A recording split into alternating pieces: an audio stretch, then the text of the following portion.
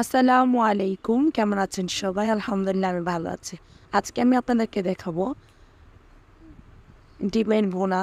এই ভুনার রেসিপিটা আমি কীভাবে করছি আপনারা সম্পূর্ণটা দেখলে বুঝতে পারবেন। নর্মাল সাধারণ ভুনার থেকে একটু ভিন্ন।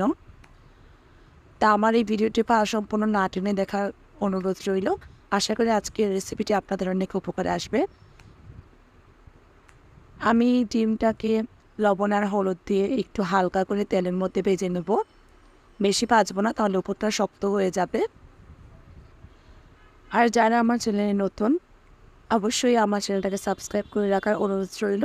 আর যারা অলরেডি করে রেখেছেন তাদেরকে অসংখ্য ধন্যবাদ। নর্মাল আমরা যেরকম পেঁয়াজ টমেটো দিয়ে ভুনা করি আমি সেটাই করব। এর মধ্যে আমি কিছু আলাদা মশলা ইউজ করব, সেটাও আমি আপনাদের সঙ্গে আজকে দেখাবো।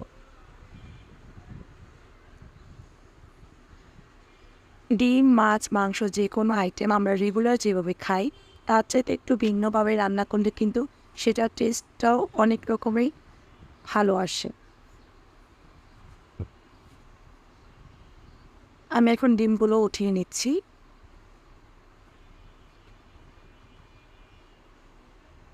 আর এখানে আমি 1 কাপের একটু কম পেঁয়াজ দিয়ে দিলাম। পেঁয়াজটাকে আমি খুব ভালোভাবে ভেজে নেব।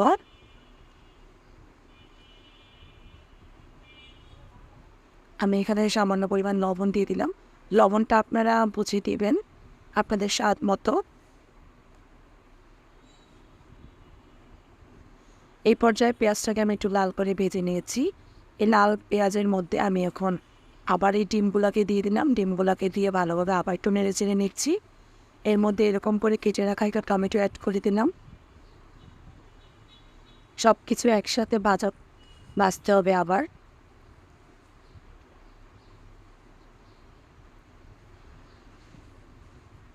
আমি এখানে 2টা কি 3টা কাঁচামরিচ কেটে দিয়ে দিলাম।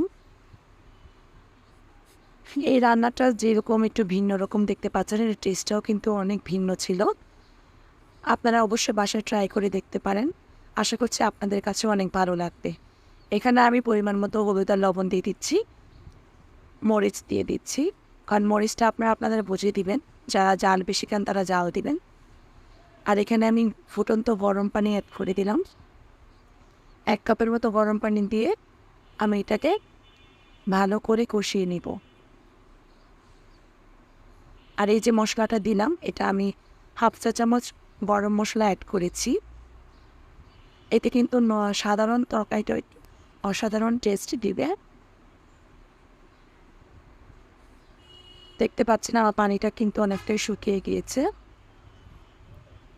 আমি আর একটু জিরার ফাঁকি দিয়ে দিয়েছি। জিরাটা হালকা ভেজে তারপরে পাটায় মিহি করে নিয়েছি।